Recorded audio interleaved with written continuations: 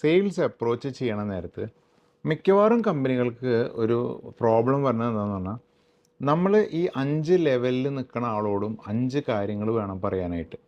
ഇപ്പോൾ ഒരു fully most aware ആയിട്ടുള്ള ആളോട് പറയാം നമുക്ക് ഇങ്ങനെ പ്രൊമോഷൻ ഉണ്ട്, ഇങ്ങനെ ഒരു ഡീലുണ്ട്, ഒരു എ സി എടുത്തു കഴിഞ്ഞാൽ ഒരു ഫ്രിഡ്ജ് ഫ്രീ ഉണ്ട്, അങ്ങനെയൊക്കെ പറഞ്ഞു കഴിഞ്ഞാൽ അവരെ നമുക്ക് അട്രാക്റ്റ് ചെയ്തിട്ട് ക്ലോസ് ചെയ്യാൻ പറ്റും. പക്ഷെ അതേ കാര്യം ഒരു അൺഅവെയർ ആയിട്ടുള്ള ആളോട് പോയി പറഞ്ഞാൽ അയാൾക്ക് ഒരു മാറ്ററും ആവില്ല. അതായത് അയാൾ പറയും നിങ്ങൾ എന്താ ചെയ്യുക ചെയ്തോന്ന് പറഞ്ഞിട്ട് പോകും. അപ്പോൾ ഓരോ ലെവലിലുള്ള ആൾക്കാരോടും നമ്മൾ കമ്മ്യൂണിക്കേറ്റ് ചെയ്യേണ്ട പോയിൻ്റ് ഉണ്ട്.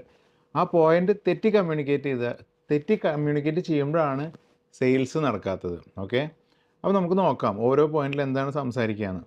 മോസ്റ്റ് അവെയർ സ്റ്റേജിൽ ഓഫേഴ്സ്, ഡിസ്കൗണ്ട്സ്, പ്രൊമോഷൻ, ഈ ഡീൽ എങ്ങനെയാണ് ക്ലോസ് ചെയ്യുക എന്നുള്ള കാര്യങ്ങളിലേക്കാണ് ഡിസ്കഷൻ വരിക. അത് ചിലപ്പോൾ B2Bയിലാകുമ്പോൾ നമ്മൾ ഇത്ര ക്രെഡിറ്റ് ടേംസ് തരാം, നമ്മൾ ഇത്ര വാറണ്ടി തരാം, നമ്മൾ ഇങ്ങനത്തെയൊക്കെ സപ്പോർട്ട് തരാം, ഞങ്ങൾ ഡെലിവറി ഫ്രീ ആക്കി തരാം, ഞങ്ങൾ സർവീസ് ആൻഡ് ഇൻസ്റ്റലേഷൻ ചെയ്ത് തരാം, ഞങ്ങൾ AMC ഫ്രീ ആയിട്ട് ആഡ് ചെയ്യാം, അങ്ങനെയൊക്കെ ആയിരിക്കും